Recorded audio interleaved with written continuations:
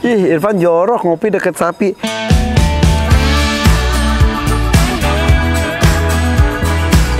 Ini selama 10 tahun sudah bisa membentuk sebuah peternakan yang sangat besar dan kurang lebih 7.000 ekor sapi. Awalnya orang kaya, jadi langsung bisa gini. Enggak, no. Bener. Saya karyawan, 22 tahun menjadi karyawan, jadi dulu hanya 9 ekor ya. Pernah gagal nggak? Dan ketika turun itu, saya tidak melakukan PHK sama sekali. Satu jangan dimanja dengan masakan Indonesia yang super. The Hakim Story. Hai, assalamualaikum guys. Gue lagi ada di rumah Pak Nanang dan Bu Eni. Mereka berdua itu adalah peternak sapi besar di Lampung.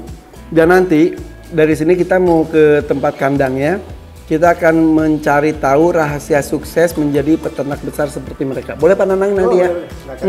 Nanti ya di Hakim Story ini. Subscribe channel ini The Hakim Story. Kemudian juga subscribe juga channelnya Pak Nanang dan Bu Eni adalah IPB, Indo Prima Beef. Oke. Juga follow IG-nya juga Dokter Hewan Nanang. DRH Nanang. Di sini juga ada temen gue nih, orang Lampung nih. Ini namanya Dedi. Travel by Dedi. thank you. Oke, dan juga follow IG-nya, subscribe channelnya. Nanti kita cari tahu rahasia kesuksesan keluarga Pak Nanang membuat peternakan sapi. Oke? Gue nggak konsen, gue mau makan dulu. Enak banget guys.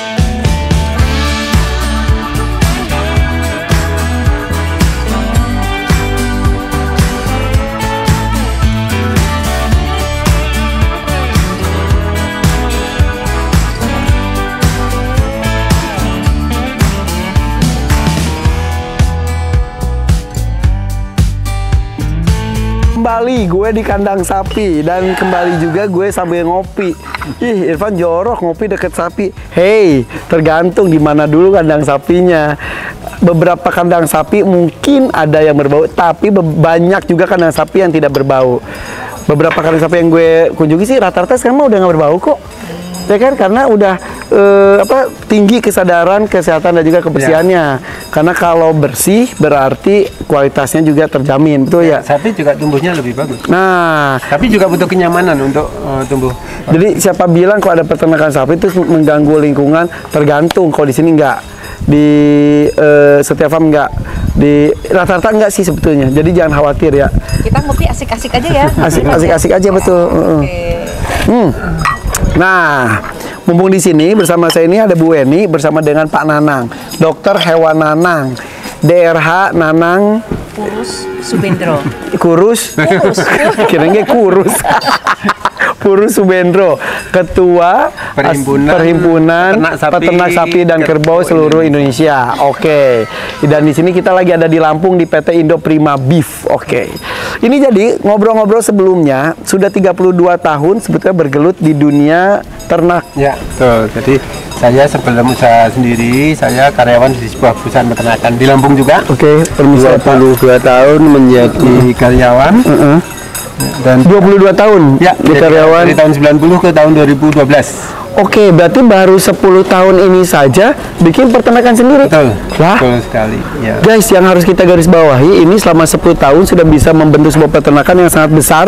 Lokasinya di Lampung dan sudah mensubsidi sebagian besar daging sapi untuk daerah Sumatera dan Jabodetabek. Ya, betul. Wow, dan kurang lebih 7.000 ekor sapi. Ya. Rekor berapa ribu?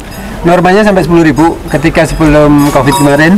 Nah, ketika Covid agak turun dan sekarang udah mulai masa kebangkitan lagi. Tapi enak nih, awalnya orang kaya jadi langsung bisa gini. Enggak, no. Bener. Saya karyawan, 22 tahun menjadi karyawan, jadi kita bisa kira-kira pesangon dari karyawan itu berapa. Ibarat kalau orang Jawa bilang bisa dikilani lah ya. Nah, Pak, ini nggak nendang Pak? Enggak, aman. Dan usaha sapi itu usaha yang prospeknya bagus sebenarnya, cuma sayangnya padat modal. Padat modal. Ya. Padat modal itu maksudnya gimana Pak? Pak, ini beneran nggak nendang Pak? Enggak. Pak, enggak loh Pak. Yang ketendang saya Pak. Kita udah kasih tahu tadi. Iya, oke. Oke, jadi maaf ulangi Pak, ulangi. Takutnya kesini Pak, disuguhan selain kopi ada. Oke, kita ulangi ya Pak ya. Setelah 22 tahun bekerja di peternakan sebagai karyawan, kemudian mendapatkan pesangon. Ya. Berapa pesangonnya Pak? Lumayan, saya mendapatkan 36 kali gaji. lumayan. Gaji Bapak berapa? Oke lah, 36 kali gaji. Ya. Kemudian Bapak memutuskan untuk menjadi peternak. Betul. Berapa modal pertama, berapa sapi? Modal pertama dulu hanya 9 ekor ya. 9 ekor. 9 ekor. Di tanah Di sini juga di lahannya ada 3 hektar awalnya, terus sekarang berkembang jadi 5 hektar. Terus berkembang ada di lokasi yang kedua itu 30 hektar. Alhamdulillah kita dapat lokasi yang lumayan memadai. Oke, tadi Bapak menyebutkan itu modal padat. Ya, padat modal. Padat modal. Ya. Padat modal itu apa artinya? Pak, saya gini bukan mesra ya, Pak. Saya takut, Pak. kok gini karena narasumber Iya. belendotan. Oke. Ya, untuk menjalankan usaha ini memang butuh biaya awal yang cukup tinggi Sebetulnya. dan saya nggak punya waktu itu. Hah? Saya nggak punya modal yang cukup untuk memulai usaha dengan skala yang besar, tapi karena saya merasa sudah punya pengalaman yang cukup memadai, 22 tahun menjadi karyawan. Pesangon saya yang paling bernilai sebenarnya bukan nilai nominal, Bukan uang. nah, tetapi pengalaman, jaringan. Saya 7 tahun menjadi marketing, itu menjual sapi dari Aceh sampai ke Jawa. Semua bandar-bandar besar saya kenal. Linknya sudah tahu. Itu yang dalam perjalanan saya menjalankan usaha sendiri itu punya peran yang sangat besar untuk memudahkan saya dalam proses penjualan. Dan itu merupakan modal tak ternilai. Ya, jadi modal yang tidak bisa dibukukan dalam sistem accounting kita itu background pendidikan, pengalaman, nama baik, jaringan. Itu modal yang tidak bisa kita angkakan, tapi nilainya luar biasa untuk mendapatkan nominal rupiah yang kita bisa gunakan. Dan Bapak mempunyai modal 4-4-nya, background pendidikan, dokter hewan. Ya. Kemudian juga pengalaman 22 tahun bekerja di dunia peternakan. Betul. Kemudian juga link, jaringan ada dari Sumatera sampai Jawa. Yang nggak kalah penting yang terakhir adalah personal brand. Ya, orang mengenal kita itu seperti apa? Ya, image-nya bagus atau buruk? Ya, kalau image kita buruk, jangan berharap kita bisa lancar dalam melakukan usaha. Oke. Dunia peternakan itu dunia sempit atau luas, Pak? Sangat sempit. Jadi kalau buruk udah buruk. Kalau buruk di titik yang sama kita sudah tersebar seluruh dunia. Tapi kalau baik pelan-pelan nyebarnya. Kalau baik justru menyebarnya pelan-pelan. Agak pelan-pelan. Tapi kalau buruk justru makanya itu di dalam bisnis nggak lepas dari faktor trust, nggak lepas dari faktor kepercayaan. Jadi kepada siapapun yang mau mulai bisnis, jaga kepercayaan. Kepercayaan itu sangat penting. Sangat. Nah, oke. Jadi Bapak tetap kan nggak bisa munafik lah kalau modal tuh perlu gede. Ya. Emang cukup dari hasil pesangon itu, Pak? Nggak cukup. Jadi Bapak saya pada awal usaha, saya menghubungi orang yang kenal dengan saya, yang tahu kondisi saya, seperti apa saya orangnya, dan mempercayakan dananya untuk saya kelola di tahap awal. Oke. Jadi meminjam dana kepada orang yang percaya sama kita. Betul. Oke. Di saat yang sama, saya juga mengajukan permohonan ke perbankan. Oke. Jadi memang karena mereka percaya, karena Bapak mempunyai modal itu ya, Pak. Modal itu ya, Pak. Ini wawancara beresiko loh, guys. Ini gue ngomong salah sedikit dicepret loh sama dia loh. Oke, jadi itulah modal yang tak ternilai yang Bapak miliki itu menambah orang-orang percaya. Ya. Modal awal berapa, Pak, dari sisi uang? Pinjaman dan lain sebagainya. Jadi saya mendapatkan pinjaman pertama itu senilai 2 miliar. Wow. Ngajukan Bapak deg-degan nggak? Itu kan bukan sedikit ya. Untuk awal itu bukan sedikit. Ini sebuah semacam mukjizat bagi saya, di mana mengajukan pinjaman pertama langsung mendapat persetujuan sebesar itu. Di mana mestinya perbankan itu memberikan pinjaman setelah usaha kita berbadan hukum sekurang-kurangnya 2 tahun. Iya, ini baru mulai. Baru 3 bulan. Tapi percaya? Ya, mungkin karena melihat track record saya lama di menangani menjadi manajer kemitraan itu cukup lama. Oke. Menjadi orang sapi cukup lama, jadi kan sekarang kita gampang sekali kan dilacak kita itu seperti apa. Betul dari sisi neraca keuangan apa segala macam. Pak, dari 2M di awal itu pinjaman bisa dibalikin dalam waktu berapa lama, Pak? Jadi tidak saya balikin, tapi saya tambah hutangnya. Jadi tadinya sapinya hanya 9 ekor, tambah menjadi 200 menjadi 600 sampai. Bisa percaya diri gitu gimana? Jadi gini, memang kalau kita berhubungan dengan mitra bisnis, kita berhubungan dengan perbankan, kita harus mempunyai rasa percaya diri. Dan Ya. percaya diri itu akan muncul ketika kita memang bekal kita udah cukup. Artinya pengetahuan kita tentang bisnis yang kita jalani, kita ditanya dari hulu sampai hilir kita bisa jawab. Oke. Ketika kita bilang saya punya pelanggan di Medan, kita tunjukin nomor teleponnya, perbankan menghubungi sana, ternyata confirm. Oke, oh, ya, oke. kenal, oh Pak Nanang orangnya gini-gini. Oke. Itu yang membuat perbankan juga tidak ragu-ragu memberi kepercayaan. Oke. Nah, itu yang sesuatu yang mahal tuh itu ya Pak ya. Ya. Tapi ya itulah, tapi jangan sembrono juga, guys. Jadi nonton terus Pak Nanang juga berani dengan modal segitu pinjam gini-gini. Jangan lupakan 22 tahun proses sebelumnya. Dan, Betul ya? bagi teman-teman yang mau memulai usaha, ini kesempatan yang bagus. Kalau sekarang kan kita bisa belajar dari siapa saja. Belajar dari pengalaman orang, baik kisah suksesnya maupun kegagalannya. Kita dari kegagalan kita bisa belajar untuk bisa kita hindarkan. Oke, Ya kan? tapi- dari yang sukses kita bisa tiru, kita perbaiki sehingga kesuksesan lebih cepat kita capai. Pernah gagal nggak? Bukan gagal, tetapi kita pernah mengalami risiko sebuah usaha. Misalnya kredit macet. Terus kalau dalam sapi import, ketika kita deal dengan ketika kita bayar beda kurs. Beda kursnya karena Ya, impor betul. dari Misalnya, Australia. Kita kan pembayaran menggunakan dolar Amerika. Iya. Ketika kita deal dolar Amerika 14.000 misalnya. Ketika kita pas bayar itu 14.500. Lumayan, Kita harus- kali berapa ribu dolar? Satu kali transaksi biasanya sampai 2 juta. 2 juta kalau selisihnya itu 500 kan sudah 1 miliar. Hilang gitu aja. Wow. Nah, itu risiko bisnis yang kita mau nggak mau harus terbiasa. Kadang kita diuntungkan, kadang kita harus menerima risiko yang Oke. seperti itu. Aset Bapak sekarang berapa, boleh jawab nggak Pak? Ya kalau dari Jadi sapi, deg-degan. kalau Seringnya jadi deg-degan. dari sapi sekarang ada 7.000 sekian. 7.000, ya. Ya sekitar itulah. Wow. Lahan ada 2 lahan. 30, ya mungkin 40-an. Utang udah lunas. Makin besar. Belum. Makin Jadi besar. inilah orang usaha itu punya utang malah dibangga-banggain. Kenapa? Kenapa? Ya dengan ya artinya perbankan masih percaya, mitra bisnis kita masih percaya, dan dengan kepercayaan itulah kita bisa membesarkan usaha kita. Oke. Kemarin COVID ngefek ya? Oh, efek. Karena kan gini, saya memelihara sapi dengan sesuai kemampuan saya menjual. Ah. Jadi ketika daya beli masyarakat turun, populasi saya turunkan juga. Jadi kan biasa 10.000, sekarang 7.000. Sempat berapa? Paling turun sedikit? sampai 4.000-an. Wow. Iya. Ya.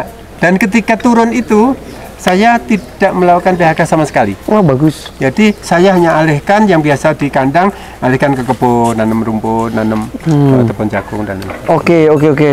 Itu titik terendah dalam usaha ini selain COVID yang kemarin ada Ya. juga nggak? ya paling kami rasakan ya waktu COVID kemarin. Oke, COVID. Tetapi COVID sebenarnya masih agak mending. Yang memperparah itu adalah situasi di mana waktu membeli sapi dari Australia, harga sapi Australia itu naik nggak kira-kira? Jadi Australia mengalami penurunan populasi terendah dalam 30 tahun terakhir. Itu yang membuat harga demand-nya relatif tetap, tapi supply-nya berkurang, sehingga harga naik sampai lebih dari 30%. Kenapa harus impor terus sih Pak? Nggak produksi sendiri aja, memberdayakan peternak-peternak lokal? Sebenarnya kalau dari sisi kemampuan kita itu mampu mau ngimbangi Australia, kita bisa jago-jago banyak. Tapi pertama kita ada keterbatasan lahan. Oke. Ya. Lahan kita terbatas. Kalau di Australia itu memelihara sapi 1 hektar hanya diisi 3 ekor. Kita bisa bayangkan, kita punya lahan mana yang hanya ya mendingan bikin 1 perumahan hektar, lah. hanya kita isi 3 ekor. Iya, betul. Itu yang membuat kita nggak bisa menyaingi mereka. Oke, tapi kalau secara kemampuan peternak-peternak kita tuh jago-jago banget. Iya. Iya. Nah, kenapa tadi pertanyaannya kenapa kita nggak bisa swasembada? Kenapa kita nggak bisa memproduksi dalam negeri? Iya. Sehingga defisit kita sekitar 1,3 juta kan? Iya. Karena itu tadi faktornya. Yang pertama, ketersediaan lahan. Terus yang juga sangat memprihatinkan itu anak-anak muda itu nggak banyak yang tertarik menjadi peternak. Beneran? Bener. Itu anak muda tuh jangan gengsi jadi peternak. Peternak tuh ya profesi yang bergengsi juga dan menjanjikan. Sangat. Segitunya. Sangat. Iya. Sangat menjanjikan. Aku asal ngomong sih, datanya sangat. Betul. Sekarang kita bisa bayangkan. Karena Bapak sukses. Yang saya jalankan itu bisa dijalankan oleh orang lain. Yang saya capai bisa dicapai oleh orang lain. Jadi prinsipnya ini peluang bisnis bisa dilakukan oleh siapa saja. Peluangnya terbuka bagi siapa saja yang mau secara sungguh-sungguh. Gitu. Tapi tidak ada jaminan sukses ya. Apapun juga tidak ada jaminan. Semua jenis bisnis juga nggak ada yang jaminan Ya, sukses. betul. Semua tergantung dari kita. Bisa nggak sukses kalau Jadi gini, kegagalan biasanya disebabkan 2 macam. Satu, kita memilih jenis bisnis yang salah. Yang kedua, kita memilih jenis bisnis yang benar tapi menjalankan dengan cara yang salah. Oke, bisnis yang salah tuh gimana maksudnya? Cara menjalankan yang salah. Nggak, bisnis yang salah dulu. Yang salah misalnya kita sekarang mau buka usaha warung telekomunikasi. Ya semua orang udah pegang HP, nggak akan laku lah. Wartel maksudnya. Wartel. Zaman sekarang juga anak-anak nggak tahu wartel itu apa. Makanya itu. Kita doang nggak tahu. Contohnya. Bisnis yang benar tapi cara yang salah? Ya contohnya main sapi lah, main sapi udah benar. Tapi kalau mengerjakan dengan cara yang nggak benar ya seberapa pun modal yang kita tanamkan tenggelam. Contohnya apa yang nggak benar tuh kayak gimana? Salah gitu. Jadi gini, bisnis sapi bukan hanya menggemukkan saja, tetapi kita mesti menyiapkan marketnya mau kemana. Iya. Ya. Jadi pasarnya disiapkan dulu. Betul, jadi market sapi itu orangnya nggak banyak. Kayak saya hanya mempunyai sekitar 15-an pelanggan tetap. 15 doang. Nggak banyak. 15 doang. 15. Makanya saya tahu persis masing-masing pelanggan saya itu seperti apa, keluarganya saya kenal, sehingga Sedekat itu. iya. Jadi urutannya kan gini, prospek, buyer, customer, partner. Jadi prospek itu orang yang mau kita ajak, kita provokasi untuk menjadi pembeli. Terus kemudian buyer, itu pembeli. Terus ketika customer, pembeli yang sudah mengambil beberapa kali itu customer.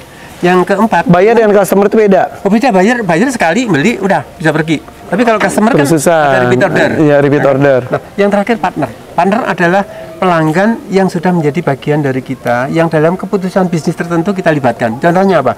Seperti saya mendapat tawaran sapi gede-gede dari Australia, Pak, ini harganya agak murah, tetapi sapinya gede. Nah, saya tanya ke pelanggan saya, Pak, saya dapat tawaran dari Australia, sapinya bagus, gede, tapi harganya murah, mau nggak? Nah, kalau dia mengiyakan, saya juga mengiyakan ke Australia. Ketika sapi ini panen, saya bilang, Pak, sapi yang kemarin kita bicarakan udah waktunya panen loh. Gimana? Nah, otomatis yang saya tanya tadi, partner ini menjadi ya punya rasa tanggung jawab. Oke. Contohnya. Berarti tambah satu lagi realistis menurut saya. Jangan terlalu ngawang-ngawang nginjek bumi. Ya, kita harus Iya nginjek kan? bumi. Itu harus realistis kan, jangan Betul. sok-sokan nambah. Saya sapinya banyak tapi nggak ada yang beli, gimana lu? Betul, Yang justru jadi beban. Ya, Gitu ya? kita kan usaha mau cari profit, bukan cari nama. Iya. Jadi realistis. Ketika penjualannya lagi sulit, 4.000 ya udah 4.000, gak usah sekali, gengsi. betul sekali. Ketika lagi itu 10.000 Yes. gitu. Oke. Nah, yang 15 itu termasuk buyer, termasuk partner atau termasuk Rata-rata customer? sudah customer ke arah partner. Gitu. Jadi, saya kenal dengan keluarganya, anaknya berapa, umurnya berapa, sekolahnya di mana saya tahu. Jadi biasanya di dalam memasarkan sapi, saya tidak selalu bicara tentang sapi, tapi bicara tentang sekolah anaknya, tentang kebun duriannya, tentang apa. Yang penting kita nyamankan mereka berkomunikasi dengan kita. Iya. Ya. Closing sebuah negosiasi itu semacam efek samping dari sebuah komunikasi yang baik. Oke, bukan tujuan utamanya. Sudah, kalau kita ngobrol udah bareng 2 jam, kita ngobrol asik-asik, terus terakhir sebelum pulang, Pak, minggu depan mau ambil berapa rit? Biasanya nggak nolak. Iya. Tapi ya itu ujung-ujungnya hati yang berbicara. Kalau Iya, kita dekat orang hanya berusaha untuk tujuan itu kerasa kok ya. Oh, betul. Kalau hati dengan hati Betul sekali. berasa sekali kan begitu ya. Dan di dalam bisnis prinsip kami jangan berharap memetik keuntungan dari pelanggan yang rugi. Ya, artinya kita juga harus peduli dengan nasib mitra bisnis kita. Mitra bisnis kita yang produk kita akan dijual oleh mereka, juga harus kita bisa menjamin bahwa produk kita itu memberi keuntungan bagi mereka. Dengan begitu akan sustain. Wow. Kalau kita untung, mereka buntung, selesai. Iya.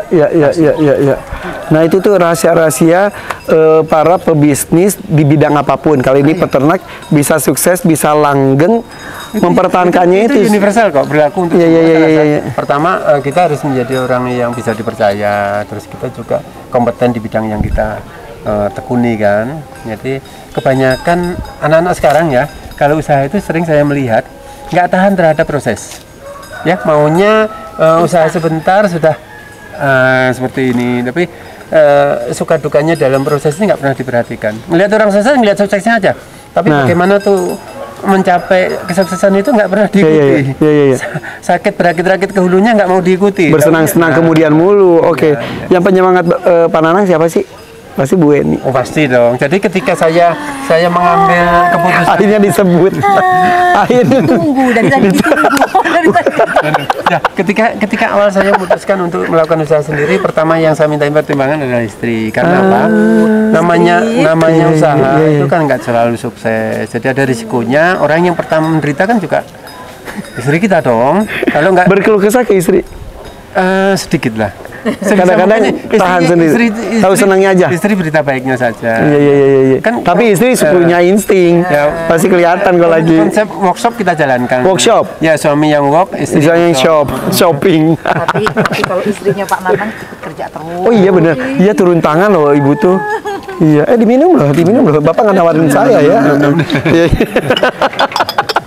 Oke. Tapi ini pasangan luar biasa loh, guys. Jadi hampir seharian saya di sini, beneran support sistemnya luar biasa satu dan yang lainnya ya. Ya, jadi yang pertama kan saya selalu. Saya minta izin dulu. Ya, pertama izin. Setelah izin kita dapat, kita terus minta support. Jadi setelah izin aja udah senang hati. Apalagi disupport tiap hari. Itu yang membuat kita juga. Apalagi saya karyawannya sudah 200-an orang. 200 orang itu terbagi yang sini dan di sana. Iya. 100-an. Dan sini karyawan dari seputar kandang sini. Anak udah dilibatkan? Anak, menantu. Sini. Tuh ada anak dan menantu tuh, anak menantunya terlibat juga. Sini tuh. Sini, anaknya ganteng guys, itu mantunya orang Jogja, iya di make upin sama Mamo make up Jogja itu adalah make upnya Soimah, iya, nomor 1. Sini. Nah, dari tadi aku tuh ngobrol anak-anak, namanya nggak tahu anaknya. Farid dan Wafa. Kalau Wafa itu bagaimana? Jadi kita kalau kunjungan ke customer gantian. Kalau saya dan Mas Nanang nggak bisa ikut, anak yang berangkat. Berarti jadi dengan rutin, dengan kata lain, rutin. Mas Farid juga langsung diterjunkan. Terlibat. Semua. Kita benar-benar keluarga peternak. Bapak kan dokter hewan. Ya. Kalau Farid? DDK kesehatan hewan. Hampir hewan. Kalau adiknya kuliah di kedokteran hewan. Kuliah di Jogja sekarang. Oke. Jadi memang kita benar-benar keluarga peternak. Oke. Dan kita mau sampaikan kepada semua bahwa menjadi peternak itu sesuatu yang mengasihkan. Karena kalau senang, kalau hobi, kalau cinta. Jadi gini, bisnis sapi yang kami rasakan 32 tahun bermain di sapi itu sebuah proses bisnis yang baru tahap proses saja sudah senang. Kalau saya datang ke kandang melihat sapi makan rakus itu udah hati itu ayem. Berarti satu hal lagi, kalau kita mau berbisnis di mana kita suka di dalamnya. Betul ya. Jadi, dunia kita. Passion kita di situ. Iya. Jadi kalau saya main sapi, ibaratnya kita suruh nikah dengan pacar kita. Hati sorry ya Bu Eni. Saingannya sapi. Oh iya, aman. Selalu mendampingi kok. Oh iya. Oke.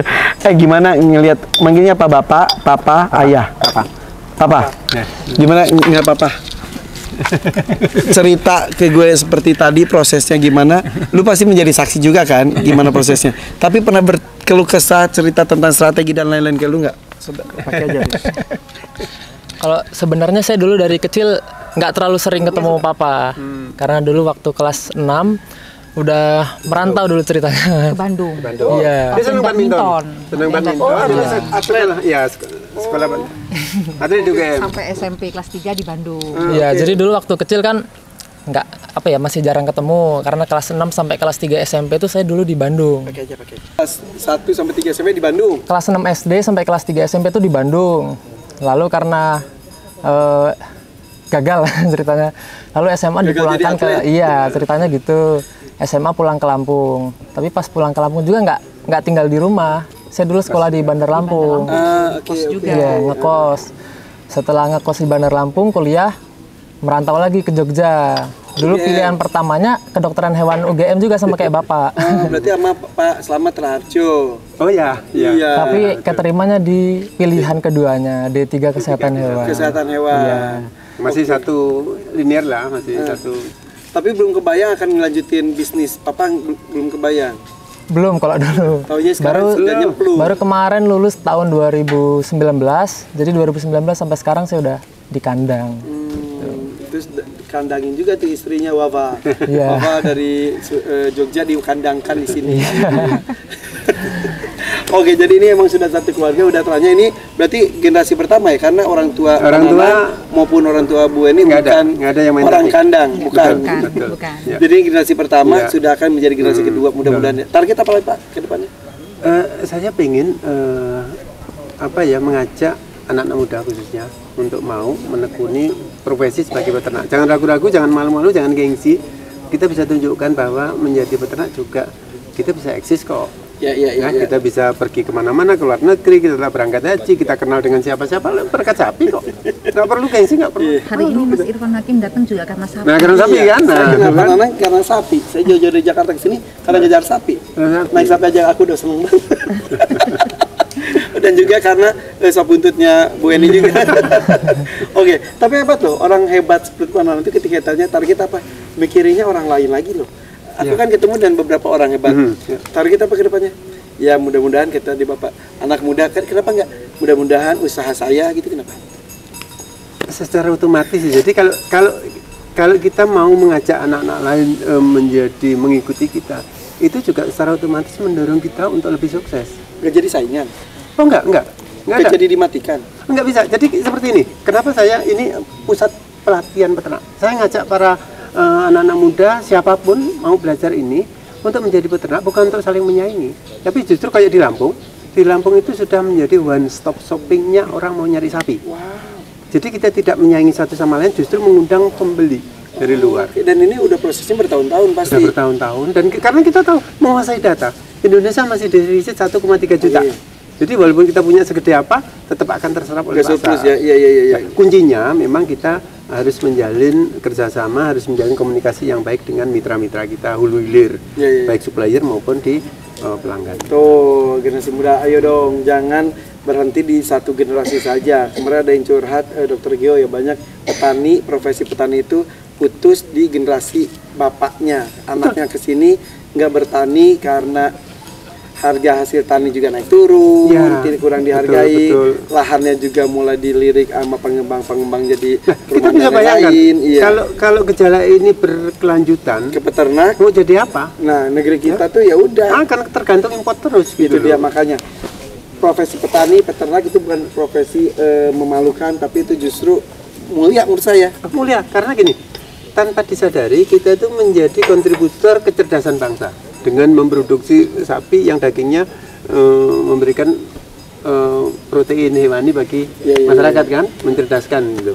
Oke, udah mudah-mudahan menginspirasi ya. Jadi apapun sebetulnya profesinya, yang penting harus cinta di dalamnya, tanggung jawab menjalaninya juga. Betul ya? Ya. Oke. Jadi enjoy the process, earn the result. Enjoy the process, earn the result. Oke. Ya kan? Artinya apa sih? Ya tahu lah. Ya, pokoknya gini lah. Ketika proses pengerjaannya kita udah asik, hasilnya kita nikmati. Ya itu dia. Oke, semuanya gitu lah. Mudah-mudahan menginspirasi ya. Sekali lagi follow IG-nya DRH Nanang. Kemudian subscribe juga channelnya Indo Prima Beef. Oke. Udah gitu aja. Kalau mengenai PMK dan lain-lain udah dibahas di Hakim Channel. Nah, kita yang masa depannya yang cerah aja yang kita bahas. Ya mudah-mudahan ya. Oke, thank you guys. Bye bye. Assalamualaikum.